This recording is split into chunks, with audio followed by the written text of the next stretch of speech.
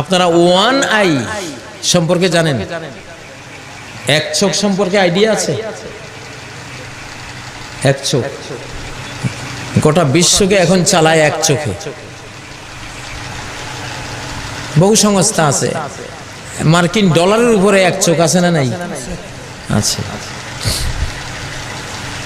এক চোখ।